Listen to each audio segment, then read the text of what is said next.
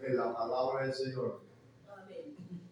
La palabra de Dios habla de Israel en el desierto, donde tenía el arca del pacto, y de una nube que era la presencia de Dios, indicaba presencia de Dios, se movía, entonces Israel se movía, y los sacerdotes movían el arca, y cuando se movía el arca, o sea, se desplazaba de un lugar a otro, entonces Moisés decía lo siguiente: levántate, Jehová, y sean dispersados tus enemigos, y huyan de tu presencia los que te aborrecen.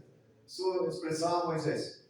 Y cuando la establecían ya en otro lugar, entonces Moisés decía, y cuando ella se detenía, decía: vuélvete, oh Jehová, a los millares y millares de Israel, o vuelve a los millares y millares de Israel. Entonces, esta enseñanza, no sé cuántos minutos la tendremos explicando esa parte, y yo sé que estos minutos van a ser de grande bendición para todos. Y ya comenzamos con la enseñanza de la palabra gloriosa del Señor. Y aquí se habla del arca del pacto. ¿Y qué era el arca del pacto? La misma palabra lo dice, que era un arca que indicaba el pacto de Dios con Israel. Y dentro del arca del pacto, que llaman el arca del pacto, había los 10 mandamientos en piedra, que no era cualquier piedra, es la piedra fina, ¿verdad? Los 10 mandamientos, ahí estaban las piedras bien labradas, muy hermosas, y escrito los 10 mandamientos, que son los principales, y al cumplir aquellos mandamientos indicaba que se amaba a Dios con todo el corazón, con todas las fuerzas, con toda el alma. Y además, con apartarse de idolatría, indicaba que hay un solo Dios, un solo Dios. Y como no hay más, hay un solo. Entonces ahí estaban los principales mandamientos del Señor, y estaban dentro del arca, indicando que en los mandamientos había un pacto que Dios tenía con Israel, pero ese pacto se cumplía siempre y cuando Israel obedecía. Si había obediencia, todavía un pacto, Dios los defendía, Dios les daba todo lo que ellos necesitaban, les daba paz, les daba alegría, les daba gozo, les daba abundancia de comida, abundancia de riqueza, los protegía de sus enemigos, pero cuando ellos desobedecían, entonces venía la maldición. También, además de las piedras que tenían los 10 mandamientos, también había una vara, que es la vara de Aarón, la cual fue una vara seca, pero Dios hizo un milagro, que esa vara reverdeció, y además de reverdecer le creó una rama, y la rama también hubo flores, y además de flores también hubo un fruto, indicando que Dios a los muertos le da vida. Igualmente afianzando y dando a conocer a todos que Aarón, sus hijos, sus nietos y así sucesivamente iban a ser los sacerdotes, y además uno de ellos iba a ser el sumo sacerdote en el templo o en el tabernáculo de reunión, y siendo el líder total a la parte de lo que es la búsqueda de Dios, de conectarse con Dios. O sea, el hombre más importante sobre la tierra iba a ser el hombre aquel que venía de descendencia de Aarón, y el primero fue Aarón. Porque digo, el hombre más importante sobre la tierra era el hombre con el cual Dios iba a seguir conectándose, hablando con él. Es aquel hombre iba a ser el que iba a presentarse delante de Dios y pedir perdón por todo Israel. O sea, que era importantísimo. Aunque estaba Moisés, claro, Moisés era más que Aarón, pero luego de la muerte de Moisés ya iba a aparecer el hijo de Aarón como el más importante. En la parte de la búsqueda de Dios, la conexión con Dios. No hablamos del liderazgo, del político, sino estamos hablando de la conexión directa con Dios. Entonces estaba la vara de Aarón, que había florecido y había dado fruto. También estaba una vasija, un recipiente donde estaba el maná que había descendido del cielo. El Señor dio la orden a Moisés que recogiera una cantidad de maná, de aquel alimento que había caído de los cielos, para recordar a Israel que Dios les había dado comida desde el cielo. Por el lapso aproximadamente, parece que fue más de 40 años 40 años. O sea, si alguno no tiene 40, indica que todavía le faltaban otros 20 más para comer alimento de los cielos. Entonces, vamos a mirar aquí, si no tenemos un arca del pacto, que la estemos viviendo aquí, si no la estamos desplazando de aquí a allá, no hay un lugar, como decir aquí, encerradito con cortinas, donde tenemos el arca del pacto para nosotros. ¿Qué hay ahora? ¿Será que hay un pacto que Dios tiene con nosotros? ¿Será que hay un elemento, como presentaron los israelitas, para que Dios les confirme a ellos que tenían un pacto con ellos? ¿O será que no hay algún elemento simbólico? Porque en el tiempo se usaba el arca del pacto y se sigue usando también el pacto que Dios tiene con nosotros. Se sigue usando unos elementos de confirmación del pacto que Dios tiene con nosotros. No nosotros con Dios, sino Dios con nosotros. Porque los seres humanos no podemos hacer pactos con Dios porque le fallamos. Pero Dios sí puede hacer pacto con nosotros y Él no nos falla. Y el pacto de Dios es un pacto firme. ¿Y por qué había necesidad de un arca del pacto? ¿Por qué había necesidad de que se cortara el prepucio, la circuncisión? ¿Para qué había necesidad que había unas tablas de mandamiento, un recipiente con maná del cielo, una vara que reverdecía, indicando que había un pacto de Dios con Israel, y además se debían presentar animales que se los desangraban y se hacía holocausto para Dios? Todo vino a causa de que el hombre pecó, porque al comienzo el hombre se conectaba directamente con Dios. El reino de los cielos estaba acá en la tierra al 100% operando. La presencia de Dios operaba de una manera maravillosa y además asombrosa. Pero luego del pecado se necesitó algunos elementos como ofrendas de holocausto, de igual sangre y elementos como el arca del pacto. Se necesitó cosas simbólicas, proféticas, para que la presencia de Dios se manifieste de una manera extraordinaria. Al comienzo no fue así, porque la palabra de Dios dice que el mundo, lo dijo el apóstol Pablo, el mundo está bajo el maligno. Y cuando usted lee libros como el libro de Daniel, va a encontrar que el ángel Gabriel va a decir: mire, estuve peleando con el príncipe de Persia y me tocó llamar al ángel Miguel para que me diga y me ayude para vencerlo.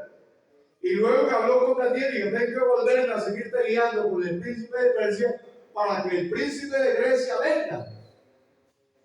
Esto está hablando de que había unos demonios que tenían gobierno sobre la tierra, y no era uno sino cantidades. Había principados, potestades, eso si usted la Biblia encuentra, gobernadores de las tinieblas y huestes espirituales de maldad de regiones celestes que operan, que son los que operan acá en la tierra, pero ellos tienen unos mandones. Un ejemplo, Colombia, hay un principado que lo maneja, principado demoníaco. Si hablamos de Estados Unidos, otro, España, otro. Si hablamos del departamento del Huila, hay un gobernador de las tinieblas para ellos. ¿Todo por qué? Dios le entregó al hombre el gobierno de la tierra, pero el hombre se lo entregó a las tinieblas. Se le entregó a la muerte, y por eso era necesario. Todas esas partes simbólicas y todas aquellas ofrendas eran muy necesarias para que la presencia de Dios se manifieste. Entonces hoy, ¿será que hay una ofrenda especial que podemos presentar? ¿Será que hay algo simbólico, un elemento que debemos usar para que la presencia de Dios se mueva de una manera extraordinaria? Porque si hablamos del arca del pacto, cuando la arca del pacto la desplazaban, si usted lee la palabra del Señor, va a encontrar cuando los sacerdotes la separaron, o sea, tocaron el agua del Jordán, que estaba en una gran, podemos decir, se le llama represa, en unas partes le llaman en otras partes una gran creciente, estaba por los montes el agua, o sea que había llovido, parecen las cabeceras del río, pero cuando pusieron los pies los sacerdotes y llevaban el arca, el agua se empezó a detener, y cuando ellos llegaban al centro del río, el agua se hizo un nudo arriba y se detuvo. Imagínense esa gran laguna que que se levantaría, ¿eh? Y los sacerdotes permanecieron en el agua con el arca del pacto en Israel. Todos pasaron en seco, ¿eh? Todos, ¿eh? 600,000 de a pie, soldados, más las mujeres, los niños, los ancianos. Se está hablando de las 2 a 3 millones de personas que cruzaron el Jordán. Pero el arca del pacto estuvo ahí. Y cuando el arca del pacto la desplazaron hacia afuera, salió fuera del río, el río siguió corriendo normalmente, pero imagínense cómo sería esa represa tan grande que vamos a decir. Todo porque el arca del pacto, algunos libros de los judíos dicen que cuando el arca del pacto pasaba por el desierto, donde iban caminando los sacerdotes llevando el arca del pacto, dice que crecían plantas y florecían. O sea, que era algo especial, ¿eh? O sea que Dios, donde se mueve con su presencia, hace que todos florezcan. Gloria a Dios, Santo. Florecen porque florecen. Donde se mueve la presencia de Dios poderosamente, no hay ruina, no hay maldiciones. Amén, aleluya. Donde se mueve la presencia de Dios poderosamente, ya no hay tristeza, ¿eh? Sí, amén. Ya no hay angustia, ya no hay dolor, ¿eh? Donde la presencia de Dios se mueve poderosamente, la enfermedad tiene que irse. Amén, aleluya. El domingo estuve aquí, un hermano dice, oyendo la palabra de Dios, venía muy enfermo y dice, yo ya quedé contento y sano, oyendo la palabra de Dios. Y por eso cuando la palabra de Dios se presenta, póngale bien cuidado, porque es espíritu y es vida, ¿eh? Le trae gozo al que está triste, le trae salud al que está enfermo, ¿eh? Pero hay que prestarle mucha atención. Aleluya, santo es el nombre del Señor. Entonces hoy tenemos la sangre preciosa del Señor Jesús, que es la sangre del pacto, ¿eh? La tenemos, ¿eh? Usted la tiene, yo estoy seguro que usted alguna vez dijo, estoy lavado con la sangre preciosa de Jesús. Un hermano dice, cuando le atacaban espíritus, ¿sabes? O sea, venía el espíritu molestado porque es muy inconverso y espíritus se levantaban en contra de él a quererlo desestabilizar, a quererlo asustar y sacarlo del camino. Él le decía, estoy lavado con la sangre preciosa de Jesús, usted no me puede tocar, ¿eh? Porque la sangre de Jesús es la sangre del pacto, que indica que nosotros estamos protegidos por Dios, ¿eh? Donde está la sangre preciosa del Señor Jesucristo, ahí está la protección de todo poderoso. Ahí hay protección, ¿eh? Ahí hay vida, ¿eh? Santo es el nombre de Jesús. Y por eso una dama que no recibía libertad en el espíritu de enfermedad que tenía, por causa de algunas cositas que había hecho, ella había estado en la iglesia, había sido una servidora del altar, y seguía sirviendo el altar, pero había cosas que habían traído esclavitud para ella, habían traído enfermedades graves, y ella se oraba y no recibía sanidad. Pero luego ella le dijo el hermano, no le digo yo, le digo el hermano, presente usted la sangre preciosa de Jesús de Nazaret, preséntela usted como su ofrenda, que sea la ofrenda suya. Y apenas ella dijo, presento la sangre de Jesús de Nazaret, que es mi ofrenda, se invocó el nombre de Jesús y todo aquello se fue. Y quedó sana y quedó libre de sus fuerzas del mal. Porque se manifestó la gloria de Dios, ¿eh? Y donde la gloria de Dios se manifiesta, no hay lugar para las obras del diablo. Porque Jesús de Nazaret, el apóstol Pablo, le dijo a Dios, vino a deshacer toda obra del diablo. Toda, absolutamente toda. No queda una tabla, ¿eh? Pero se necesita la ofrenda. Porque es la ofrenda del pacto, ¿eh? Para que Dios se mueva en nosotros debe haber algo que tiene que ver con el pacto. Y eso es la sangre de Jesús de Nazaret. Aleluya, gloria a Dios. Y aquí tenemos la palabra viva que indica que Dios es aquí. Es la palabra del Dios Todopoderoso, creador de los cielos, la tierra, el mar y todo lo que en ellos hay. Que dice el Señor Jesús, no solamente de pan vivirá el hombre, sino de toda palabra que sale de la boca de Dios. Se necesita la palabra de Dios para vivir. Sin palabra de Dios no podemos vivir. Nuestra vida no sería vida, ¿eh? Seríamos multados y pagados. seríamos los más miserables acá en la tierra, pero la palabra de Dios que es vida nos trajo vida. Santo es el nombre del Señor. Santo es el nombre del Señor. Aleluya. Ya no más que usted lo llenaba. Usted llenó un espacio que usted tenía un vacío cuando era inconverso, que nada, absolutamente nada, se lo llenó ese vacío. Que usted había estudiado tal vez, había ganado dinero, había tenido cantidad de placeres de diferente índole, usted sabe cuáles eran, pero no se llenaba ese vacío. Pero llegó a la presencia de Jesucristo y ese vacío se llenó. Y es un vacío que Dios lo dejó ahí, que solamente Él lo puede llenar. Y le quiero decir que usted tiene un altar dentro de usted. Hay un altar para Dios. Y en ese altar debe haber holocausto para Dios. En otras palabras, debe haber fuego. Fuego del Espíritu Santo, no cualquier fuego. Porque cuando había holocausto en Israel, los judíos, los sacerdotes, ellos no prendían el fósforo o la mechera para prender el fuego ahí a la leña, sino que descendía fuego del cielo. Dios ponía el fuego y ese fuego no debía apagarse.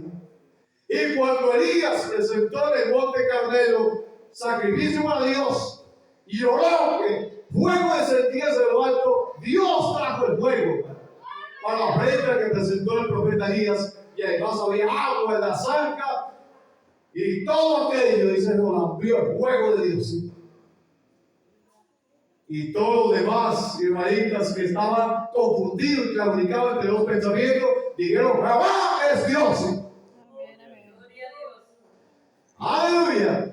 Toda la gente debe saber que tenemos un Dios vivo aquí en este lugar. Lo tenemos. Pero para eso debe haber una ofrenda que usted debe tenerla, que la ofrenda, la sangre preciosa que lo debe tener usted. Y tiene que tener este altar listo para que el fuego descienda sobre usted. Y si ya descendió, ese fuego no se puede apagar. No se puede apagar. Una hermanita una vez contaba, decía que por causa de un adulterio que ella tuvo, apenas comenzó el adulterio, sintió que alguien se le fue dentro de ella, que era el Espíritu Santo, que era fuego, el Espíritu Santo se le fue. Por eso, por causa del adulterio, de la hechicería, la brujería, por causa de cantidad de inmoralidades, de cosas, hace que el fuego se vaya, se apague. Pero el fuego está encendido siempre. Amén. ¿Y cómo permanece el fuego oyendo para Dios? La palabra de Dios es como que le toca. ¿Sí? Le va soplando porque el fuego levante más alto todavía. Amén. Aleluya, santo es el nombre de Jesús. Entonces volvemos a Moisés para terminar la enseñanza o la predicación.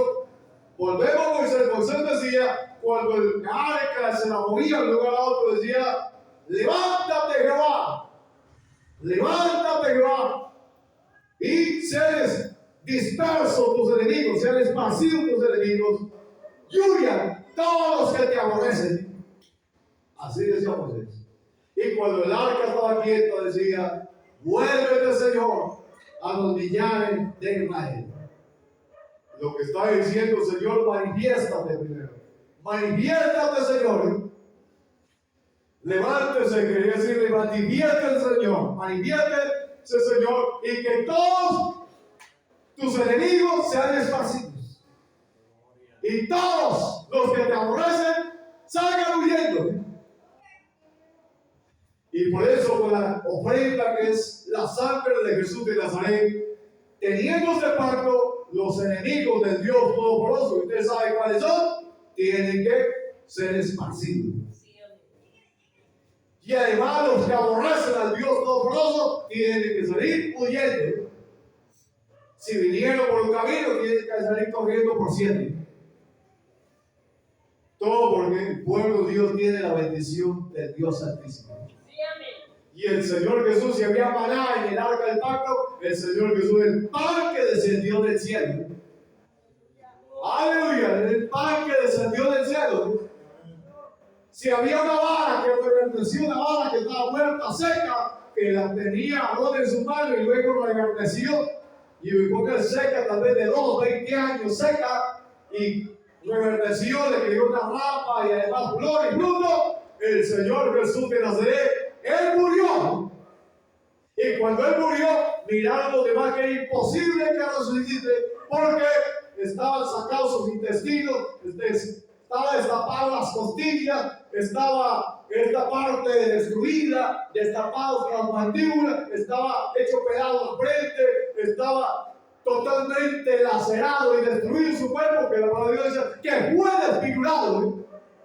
Pero a pesar de tanto golpe, a pesar de que su cuerpo estaba destruido, el Señor Jesús resucitó al tercer día. Gloria a Dios. Él volvió a vivir. Volvió a vivir. Y esas heridas desaparecieron. La única que quedaba los huecos de las manos y de los tobillos y del costado, indicando que Él fue traspasado por causa de nosotros. Y sé que cuando lo miremos una vez más a Él corporalmente, nos va a mostrar los huecos en sus manos. Miren, fue por causa de ustedes. ¿Sí? Yo estoy seguro que lo van a mirar. Y de pronto se destape un poquito diciendo, mira, aquí está el hueco. Por causa suya fue. Y tal vez se va a levantar un poquito acá y mira, acá están los huecos. Donde estuvieron los clavos, se clavaron ahí por causa suya. Entonces yo pienso que vamos a correr a abrazar al Señor. Gracias, Señor. Aleluya, aleluya. Santo es el nombre del Señor Jesús está aquí. La sangre de Jesús está aquí. Usted tiene un altar donde vea fuego encendido en todo momento.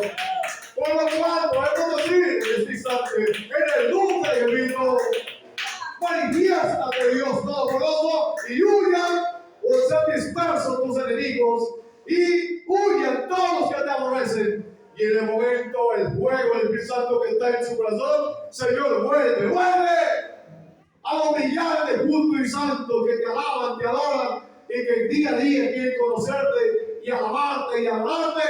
Esté tu presencia siempre en la vida de ellos. Por favor, esté aquí. Oh, santo es el nombre del Señor. Aleluya. A ver quién dice amén con toda fuerza. ¿Quién tiene fuego del Espíritu Santo aquí? ¿Hay alguno que tiene la sangre de Jesús de Nazaret con usted? ¿Tiene su ofrenda? Porque delante de Dios no hay que presentarse con manos vacías. Tiene una ofrenda. Y la sangre de Jesús de Nazaret es la ofrenda. Aleluya. Y el Señor tiene un pacto con nosotros. Y nosotros tenemos la sangre de Jesús, que es la sangre del nuevo pacto. Y por lo cual la presencia de Dios tiene que hacer florecer. Tiene que hacer reverdecer lo que está muerto. La presencia de Dios tiene que dar hermosura a lo que está feo. La presencia de Dios tiene que cambiar el lamento en baile. Aleluya, santo es el nombre del Señor. Cuando Jesús comienza la oración, dígale, Señor, quiero que este altar siempre tenga fuego. Tengo la sangre de Jesús de Nazaret conmigo. Por lo cual, tienen que ser dispersos, salir huyendo todos los que aborrecen a Dios, todo corazón. No tienen que habitar en mi hogar. No tienen que habitar cerca de mi vida, de mi cuerpo. No tienen por qué habitar cerca de mi casa, no. Porque aquí hay fuego del Espíritu de la y ofrenda la sangre preciosa de Jesús. Fuego del Espíritu Santo. Aleluya, gloria a Dios. Fuego, fuego. Aleluya.